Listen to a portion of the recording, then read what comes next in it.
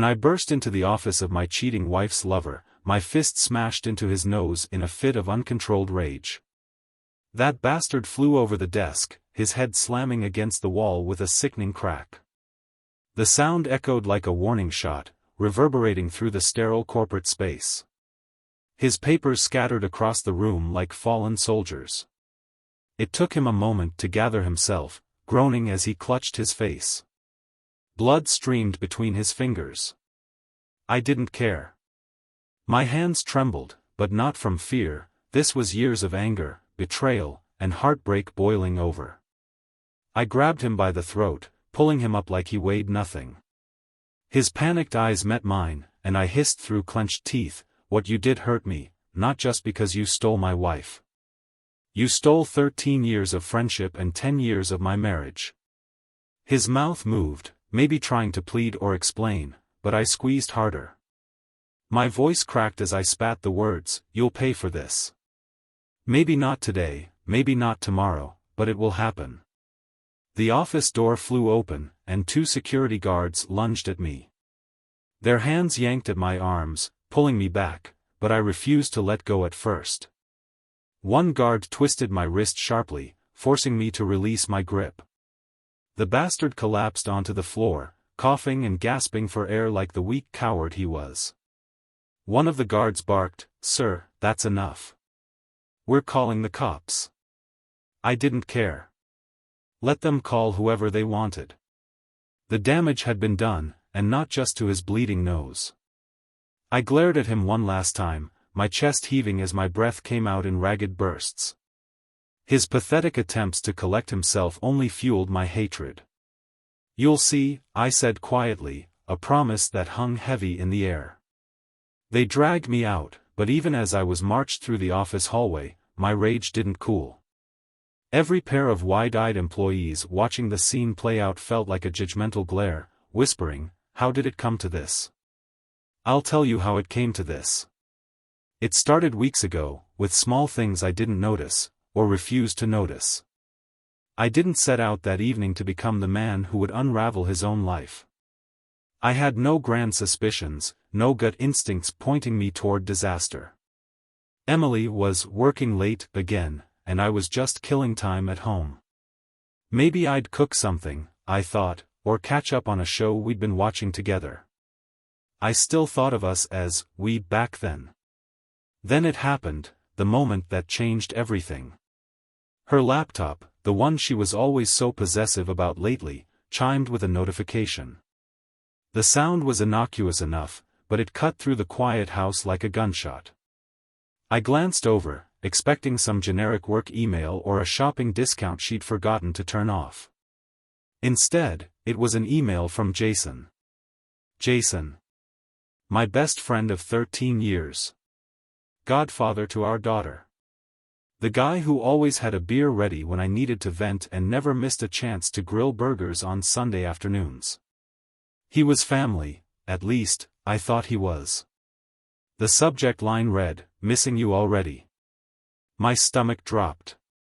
My mind screamed for me to walk away, but my hand moved on its own, clicking the notification. The email unfolded like a dark flower in front of me. "Last night was incredible. I can't stop thinking about the way you looked when you walked into that hotel room.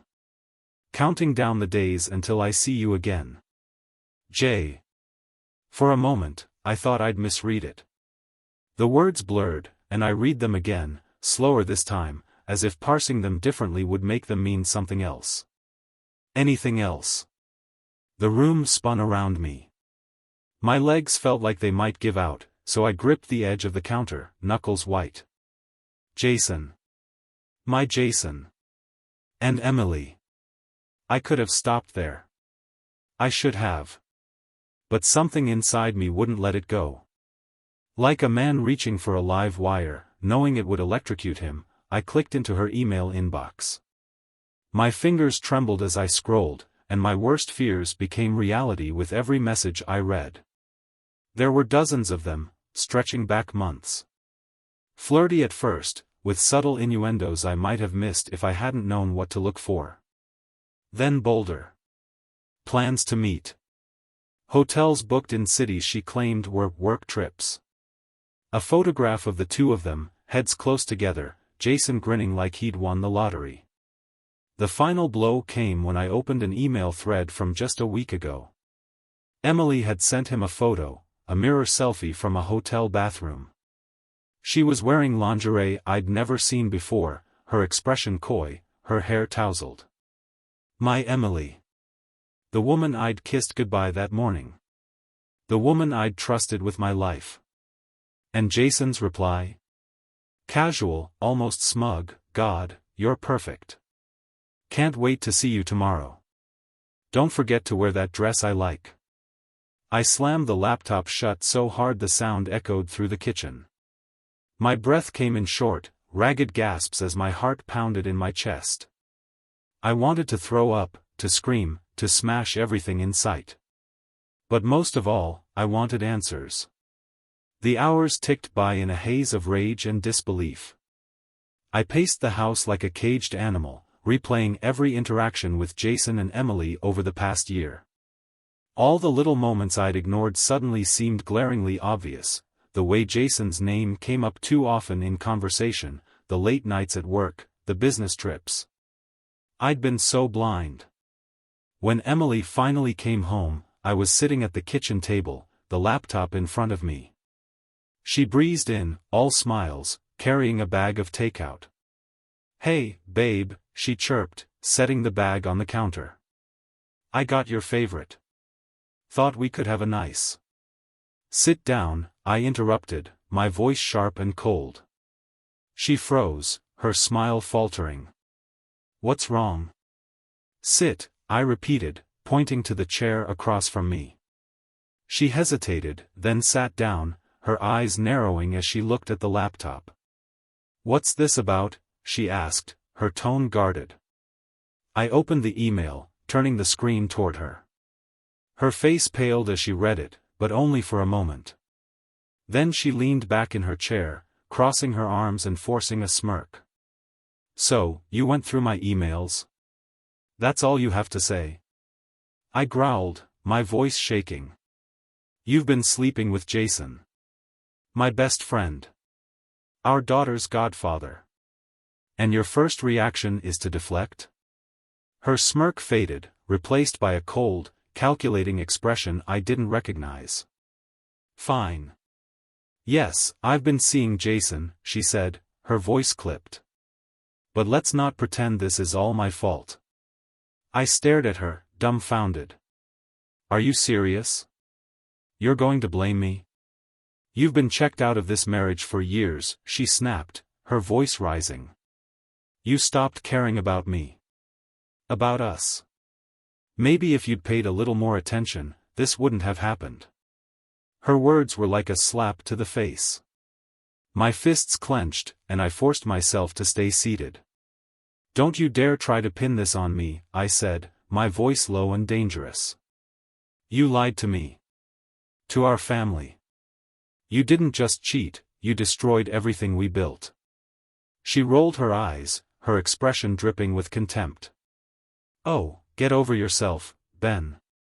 You think this marriage was perfect? Newsflash, it wasn't. And maybe Jason gave me something you never could. Something inside me snapped. I stood abruptly, the chair scraping against the floor. If you think for 1 second I'm going to let you walk away from this unscathed, you're out of your mind.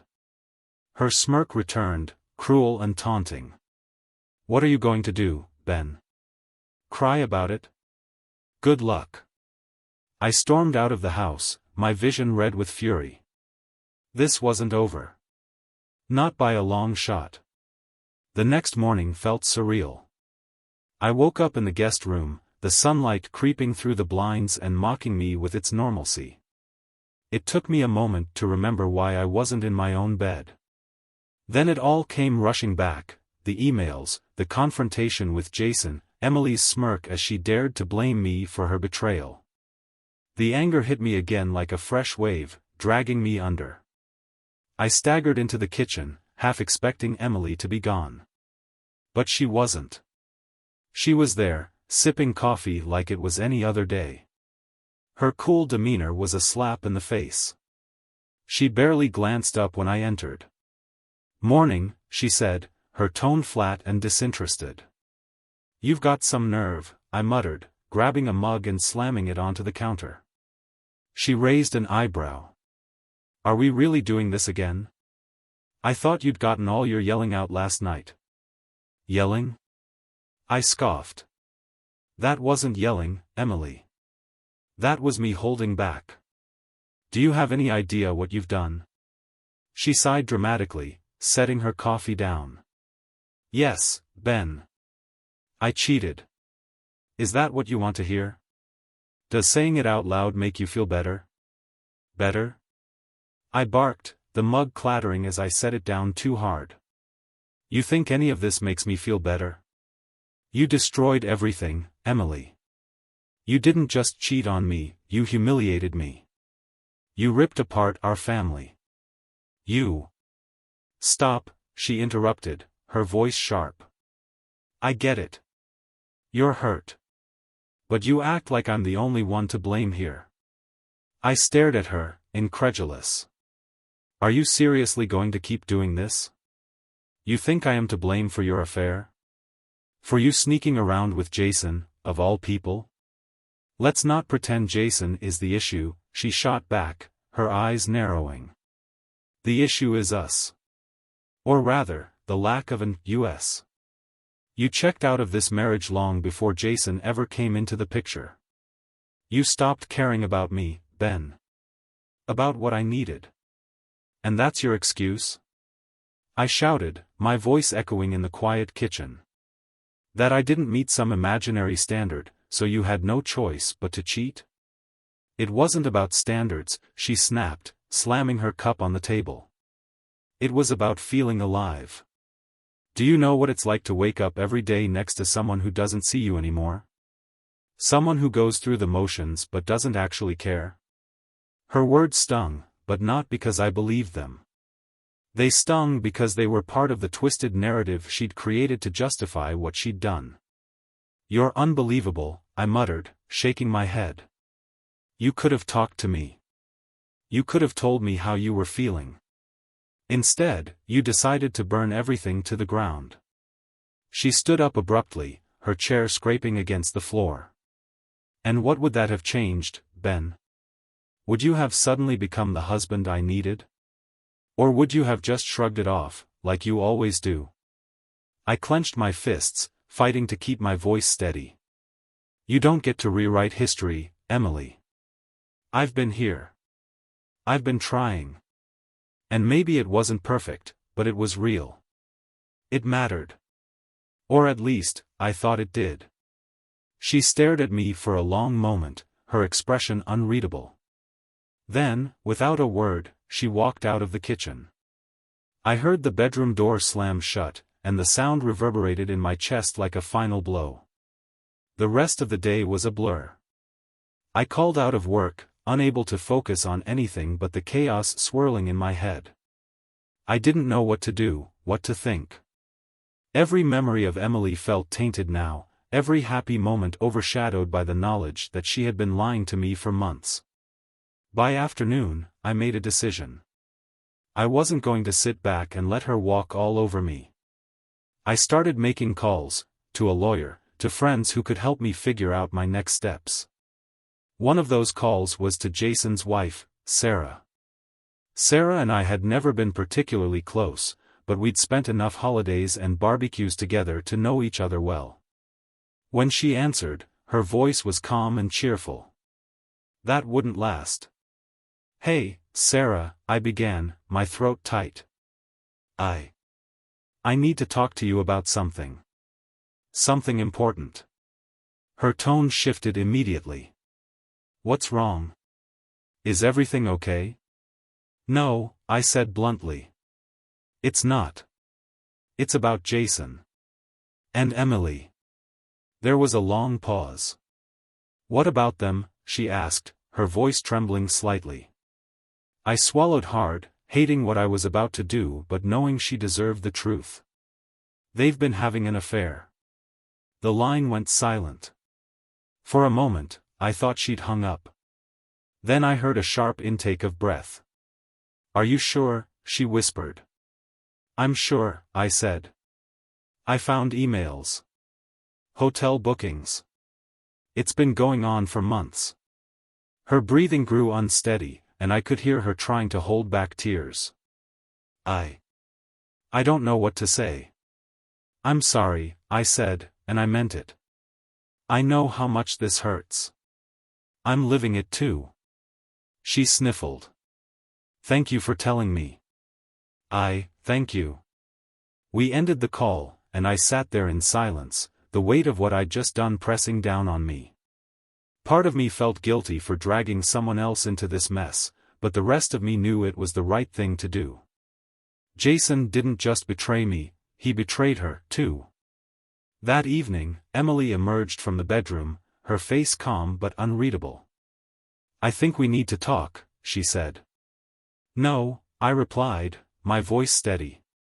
"We needed to talk months ago. Now, we need to figure out how to end this." Her eyes widened slightly, but she didn't argue. She just nodded and walked away. For the first time, I felt like I was regaining control. I wasn't going to let her lies define me. This wasn't the end for me. It was the beginning of something new. Something better. That night was the first time I truly felt alone in my own home. Emily had gone to bed without another word, leaving me to sit in the silence, replaying everything over and over again in my head. The betrayal, her excuses, Jason's cowardice, it all felt surreal, like some cruel joke the universe was playing on me. But the joke wasn't funny, and it wasn't ending. I sat at the kitchen table with a glass of whiskey, my phone sitting in front of me. Every few minutes, I glanced at it, half hoping, half dreading that Emily would send me a message, something resembling an apology. But the phone stayed silent, and I stayed seated, the weight of everything pressing down on my shoulders. When I finally decided to go to bed, I didn't go to the guest room. I went to our bedroom. The bed that we had shared for 10 years. Emily was already asleep, or at least pretending to be, her back turned toward the door. For a moment, I considered waking her up, demanding she talk to me, forcing her to confront what she had done. But what was the point? Words wouldn't fix this. Nothing could. I lay down on the edge of the bed, far from her, staring at the ceiling until sleep finally came. The next morning, I woke up to the sound of Emily moving around the kitchen. The smell of coffee wafted through the house, and for a fleeting moment, everything felt normal. But as soon as I saw her sitting at the table, scrolling through her phone like nothing had happened, the rage bubbled up again. "Morning," she said without looking up. I didn't bother responding. I poured myself a cup of coffee, the silence between us so thick it was almost suffocating. After a few minutes, she sighed. "So, what now?" I turned to her, leaning against the counter. "What do you mean, what now? You destroyed everything. You think there's a roadmap for what comes next?" She set her phone down, finally looking at me. Her expression was tired, but not remorseful. "We can't just keep doing this, Ben. Sitting here, hating each other. It's not healthy." "Hating each other?" I laughed bitterly. "Emily, I don't hate you. I don't feel anything for you anymore. That's the difference." Her face flinched, just for a moment, before she composed herself again. "So, what do you want to do? Divorce? Is that it?" "I don't see another option," I said flatly. "You've made it clear this marriage doesn't mean anything to you anymore." She frowned, her lips pressing into a thin line. "That's not fair." "Fair?" I snapped, setting my coffee down hard enough to spill some over the edge. "You want to talk about fair, Emily? Was it fair to lie to me? To sleep with Jason? To sit here and blame me for your choices?" She stood, her chair scraping against the floor. "I already told you, Ben, I didn't plan for this to happen. And I didn't plan for my wife to cheat on me with my best friend," I shot back. But here we are. Her face hardened, and she crossed her arms. Fine. If that's what you want, then let's do it. Let's get a divorce. The finality of her words hit me like a punch to the gut. I'd known this was where things were headed, but hearing her say it out loud made it real. I nodded, swallowing the lump in my throat. Fine. That afternoon, I called the lawyer I'd spoken to the day before. He was a sharp, no-nonsense guy named Mark who came highly recommended by a friend. When I explained the situation, he didn't waste any time. First things first, he said. Do not leave the house. As long as you're still living there, you have a claim to it. Second, start gathering any financial documents you can find, bank statements, tax returns, anything with both your names on it. It felt cold, calculating. But I knew he was right. This wasn't just about heartbreak anymore, it was about protecting myself and the life I'd built. Emily wasn't the woman I thought she was, and I couldn't afford to trust her with anything anymore. Over the next few days, I threw myself into the divorce preparations. I spent hours digging through old files, making copies of everything I could find. It was exhausting and soul-crushing, but it gave me something to focus on, something to keep me moving forward. Meanwhile, Emily seemed to carry on as if nothing had changed. She still came and went as she pleased, spending long hours at work that I no longer cared to question. We barely spoke, and when we did, it was short and cold. I had nothing left to say to her, and she didn't seem interested in fixing anything. A week later, I got a call from Sarah, Jason's wife. I hadn't expected to hear from her again after I told her about the affair, but her voice on the other end of the line was calm, almost eerily so. Ben, she said, I wanted to thank you for telling me the truth. You didn't deserve to be lied to, I replied simply. Well, she said, a hint of steel in her voice, Jason's going to find out what it's like to lose everything. I've already filed for divorce. Her words gave me a strange sense of satisfaction. Jason deserved every ounce of misery coming his way, and knowing Sarah wasn't going to let him off the hook made it a little easier to breathe. That night, I sat alone in the living room, the divorce papers sitting on the coffee table in front of me. Emily hadn't signed them yet, but it didn't matter. The end was inevitable.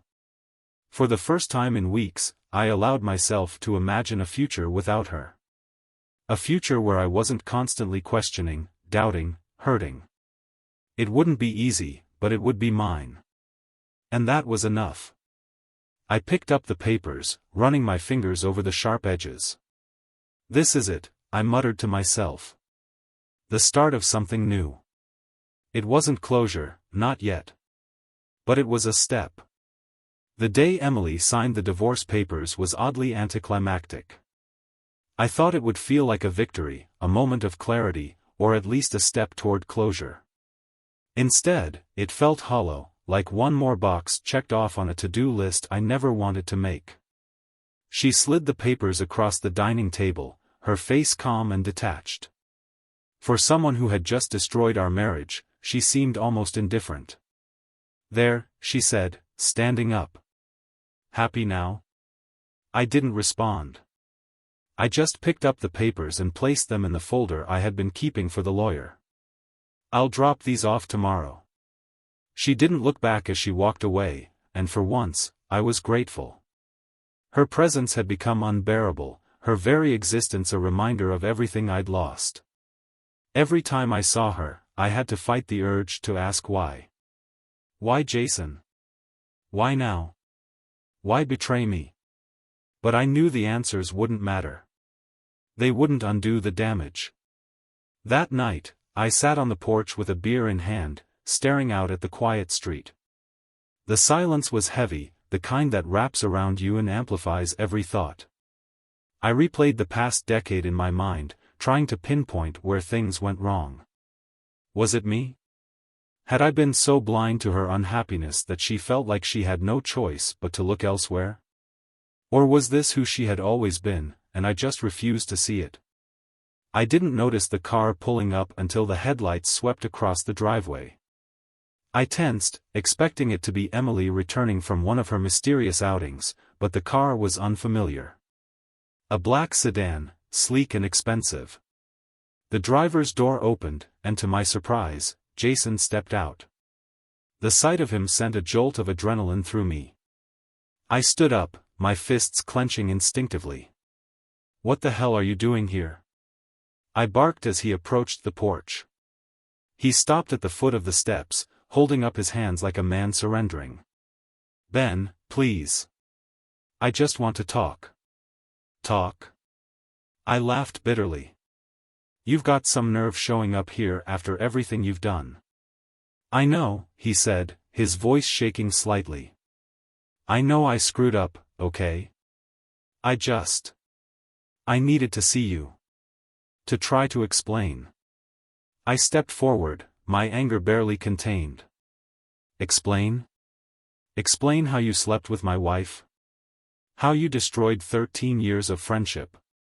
Go ahead, Jason. Let's hear it." He looked down, his hands falling to his sides. "It wasn't supposed to happen like this. That's the best you've got?" I snapped. "It wasn't supposed to happen. You sound like her." He flinched at the mention of Emily, but he didn't deny it.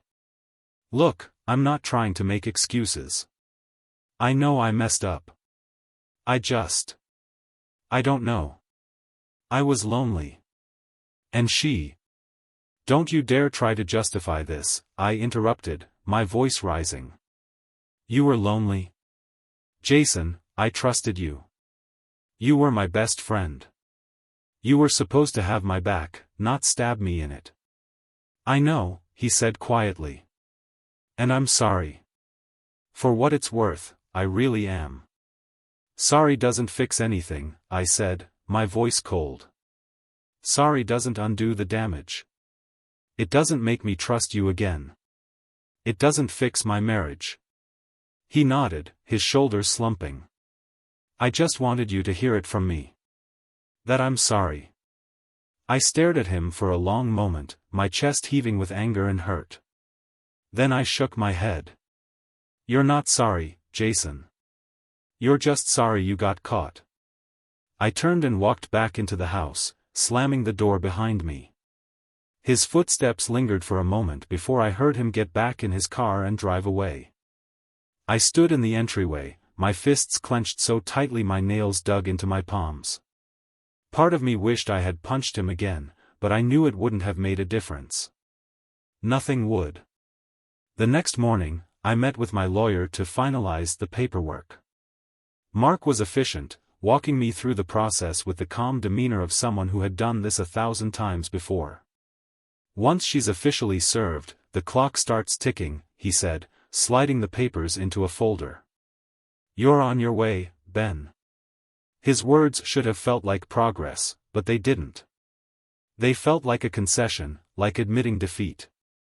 I left the office feeling more drained than ever. Over the next few days, I began the process of reclaiming my life. I started packing up Emily's things, boxing them neatly and leaving them in the garage for her to pick up. I went through old photos, deleting her from my phone and stashing the physical copies in a shoebox at the back of the closet. It was like trying to erase a ghost. No matter how much I removed, her presence lingered. One evening, while sorting through a drawer in the living room, I found an old anniversary card she had given me. Her handwriting was neat and deliberate, the words flowing with love and gratitude. "Ben, you're my rock. My safe place. I don't know what I'd do without you. Here's to a lifetime of happiness together. Love, Emily." I stared at the card for a long time, my vision blurring as tears welled up. The woman who wrote those words felt like a stranger now, someone I couldn't reconcile with the person who had torn my life apart. Without thinking, I crumpled the card and threw it into the trash. It didn't matter anymore. None of it mattered. That night, I sat on the porch again, the box of her things beside me. When she pulled into the driveway, I didn't go inside.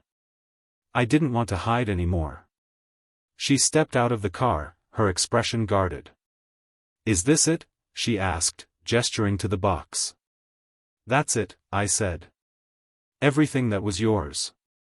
She nodded, picking up the box and loading it into the trunk. As she turned back toward me, she hesitated. "Ben." Don't," I interrupted. "Whatever you were about to say, don't. It's too late." Her lips pressed together, and for the first time, I saw a flicker of regret in her eyes. But I didn't care anymore. She got into the car without another word and drove away. For the first time in weeks, the silence didn't feel oppressive. It felt like freedom. After Emily drove away with the last of her things, a strange calm settled over the house. It wasn't peace, not yet, but it was the kind of quiet that comes after a storm, a stillness full of potential. For the first time in weeks, I felt like I could breathe without the weight of her presence suffocating me. I didn't sleep that night, but I didn't feel exhausted either. Instead, I sat in the living room, thinking about the life I'd built and how easily it had crumbled. There were no more lies to uncover, no more betrayals to confront. All that was left was me, staring at the pieces and wondering what to do with them. The next morning, I decided to make a change. The house, once a sanctuary, had become a tomb of memories I no longer wanted. Everywhere I looked, there was something that reminded me of Emily: photos, furniture we'd picked out together, even the paint color on the walls.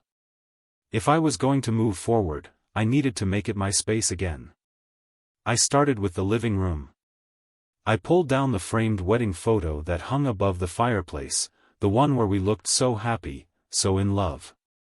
It felt heavy in my hands, not because of the frame but because of what it represented. Without hesitation, I slid it into a box marked donations. I wasn't going to let it haunt me anymore. From there, I went room by room, purging anything that felt like it belonged to the life I was leaving behind. Emily's favorite throw pillows, gone. The fancy espresso machine she insisted we needed but never used, gone. Even the dining table, where we had hosted countless dinners with friends, felt tainted. By the end of the day, the garage was packed with boxes, ready to be donated or tossed. It was exhausting work, but it felt good, cleansing, almost. With each item I removed, the house felt less like a reminder of what I'd lost and more like a blank slate for what could come next. In the evenings, I started going for long walks around the neighborhood. At first, it was just to clear my head, but soon it became a ritual. There was something grounding about the rhythmic sound of my footsteps on the pavement, the cool night air brushing against my skin. It gave me time to think, to process everything that had happened. One night, I ran into Sarah, Jason's soon-to-be ex-wife. She was walking her dog, a scrappy little terrier that barked excitedly when it saw me. Sarah smiled faintly, pulling the dog back on its leash. "Hey, Ben," she said, her voice tentative. "Hey," I replied, unsure what else to say. We stood there awkwardly for a moment before she broke the silence. "How are you holding up?" I shrugged. "It's a process." "You?" "Same," she said, looking down at the dog. "Some days are better than others." I nodded, and for a moment, we just stood there, two people bound by shared betrayal. Finally, she looked up at me, her expression softening. "You know, it's weird. I thought I'd be angrier. At Jason, at Emily. But mostly, I just feel empty." "I get that," I said. "The anger comes and goes, but the emptiness sticks around." She smiled faintly. "Well, at least we're not alone in it." We talked for a while longer, mostly about mundane things, work, the weather, her plans to move to a new place once the divorce was finalized. It was the most normal conversation I'd had in weeks, and when we finally said goodbye, I felt a little lighter. A few days later, I decided it was time to focus on myself. For years, my life had revolved around Emily and our relationship. Now, for the first time in a long time, I had the freedom to figure out what I wanted, who I wanted to be. I started small. I joined a gym, partly to burn off the restless energy that had been building inside me and partly to feel like I was doing something positive. The first few workouts were brutal, my body wasn't used to the strain, but the ache that followed was satisfying. It reminded me that I was still alive, still capable of pushing forward. I also started reconnecting with old friends, people I had drifted away from during my marriage. One of them, Chris, invited me out for drinks one night. It felt strange at first, sitting at a bar without Emily by my side, but by the second beer, I started to relax. Chris didn't ask too many questions about what had happened, for which I was grateful. Instead, we talked about everything else, sports, work, old stories from college. For the first time in what felt like forever, I laughed. As the weeks went by, the pain of Emily's betrayal began to dull. It didn't disappear entirely, I wasn't naive enough to think it ever would, but it stopped consuming me. The memories that once felt like open wounds started to scab over, and I found myself thinking about her less and less. One night, I came across an old journal I hadn't touched in years. I flipped through its pages, reading entries from a time when I was younger, more hopeful. It reminded me of who I used to be before life got complicated, before love turned into something so bitter. Inspired, I started writing again, not about Emily or Jason, but about the future, about the things I wanted to do, the places I wanted to see.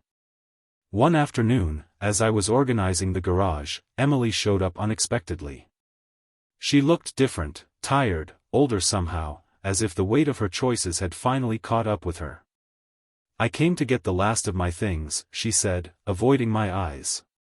"They're in the corner," I replied, nodding toward a small pile of boxes. She hesitated before speaking again. "Ben. I just want you to know I'm sorry. For everything." I didn't say anything at first. I wanted to believe her, but the words felt hollow, too late to make any difference. Finally, I nodded. "I hope you figure out whatever it is you're looking for, Emily." She opened her mouth as if to say more, but then she just nodded and left. As I watched her car drive away, I realized I felt nothing. No anger, no sadness. Just relief. After Emily left for the last time, it felt as though the final thread tying me to the old life had been severed. The house was quiet, peaceful, but also strange, like a blank canvas waiting to be filled. I realized I wasn't just grieving the betrayal anymore. I was mourning the version of myself I had lost in that marriage, the man who believed in forever. The next day, I stood in the middle of the living room, taking in the emptiness. I had purged so much of Emily's influence from the space that it barely felt lived in anymore. It was time to start rebuilding, not just the house, but my life. The first thing I did was repaint the walls. The beige we had chosen together felt lifeless now, like a compromise neither of us cared about. I wanted something bold, something that felt like me. I spent hours at the hardware store, comparing shades of deep blues and vibrant greens before settling on a rich, smoky gray. The act of painting, of covering up the past and transforming the space, was cathartic. With every stroke of the roller, I felt lighter. I tackled other projects, too. I replaced the dining table, opting for a sleek, modern design that felt nothing like the heavy, traditional piece we had picked out together. I rearranged the furniture in the living room, hung new artwork on the walls, and bought a small, ridiculously expensive coffee machine that I actually planned to use. The house slowly started to feel like mine, no, not just mine, but me. Every choice I made felt like a small step toward reclaiming my identity. One afternoon, as I was unpacking a new rug I'd ordered online, my phone buzzed. It was a text from Sarah. "Sarah, hey, I found something of yours at Jason's place. Can I drop it off later?" I frowned, curious but wary. What could she possibly have that belonged to me? After a moment of hesitation, I replied. "Me, sure. I'll be home all day. She showed up an hour later, holding a small, weathered box. She handed it to me with an apologetic smile. I think Jason had this by mistake, she said. I found it while packing up his things. I opened the box, and my heart twisted. Inside were old photos, trinkets, and keepsakes from my friendship with Jason, mementos from college, a signed baseball from a game we'd attended together, a bottle cap from the first beer we ever shared. At the very bottom was a note, written in Jason's handwriting. To Ben, my brother from another mother. Here's to always having each other's backs. The irony wasn't lost on me. I clenched the box tightly, torn between anger and sadness. Do you want to keep it? Sarah asked gently.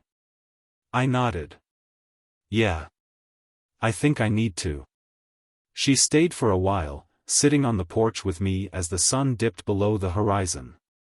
We talked about Jason and Emily, but also about life, about the strange paths we both found ourselves on now. It was easy to talk to Sarah, maybe because she understood the pain in a way no one else could. Before she left, she turned to me and smiled. You're doing okay, Ben. Better than okay, actually. You're rebuilding. That's more than a lot of people can say. I didn't know how to respond, so I just nodded. Her words stayed with me long after she drove away.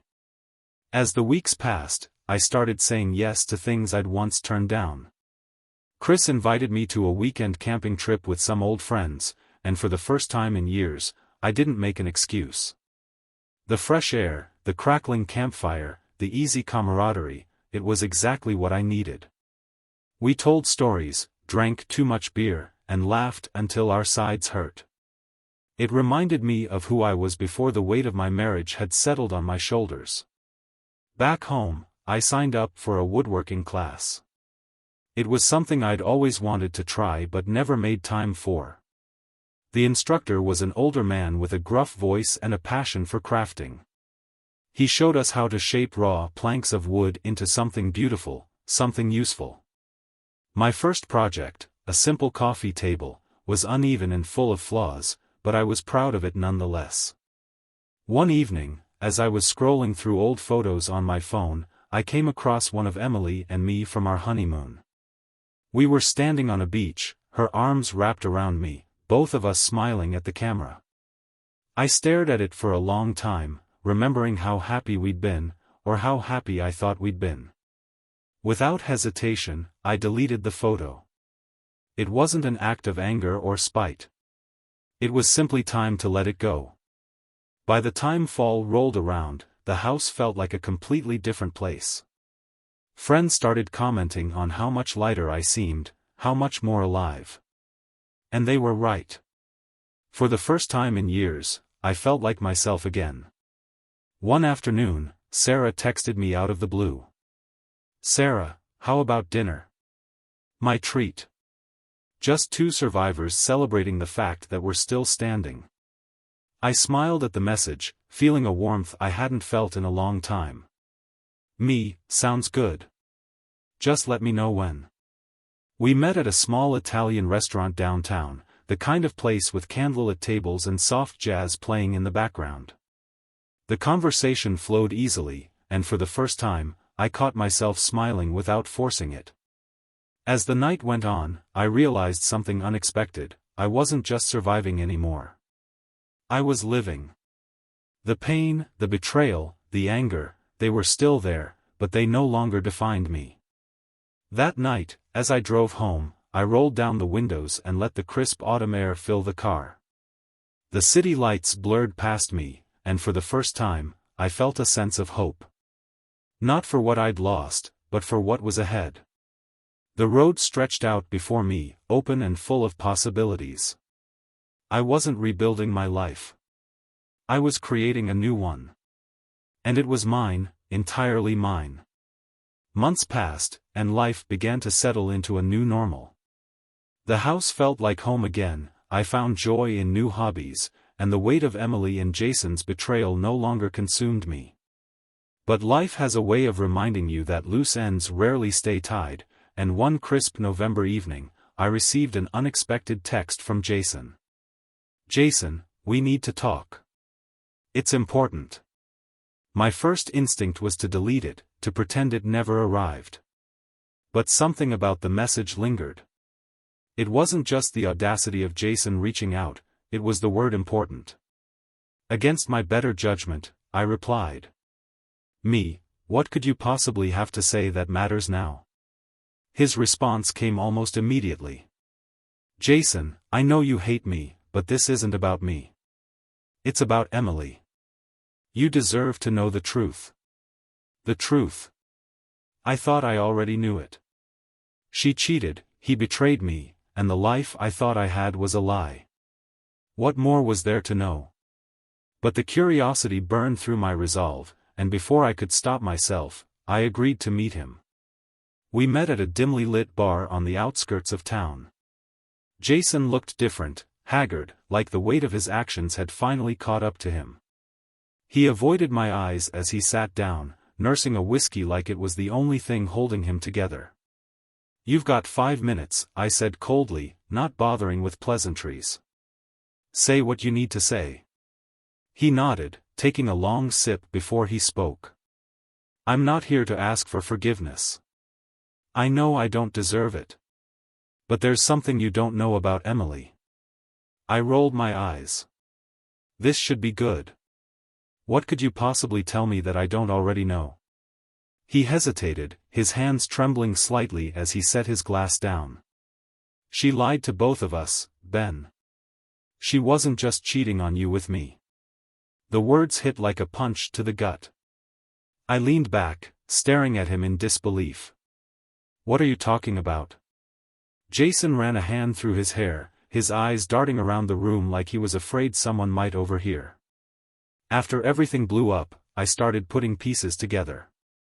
There were other guys, Ben. Not just me. She's been doing this for years." My chest tightened as his words sank in. I wanted to call him a liar, to accuse him of trying to shift the blame, but something in his voice, the raw, broken tone, stopped me. "You expect me to believe that?" I said, my voice low and dangerous. He nodded. I didn't want to believe it either. But I found messages, receipts. She's been lying to both of us this whole time. We were just part of her game. The air between us felt heavy, suffocating.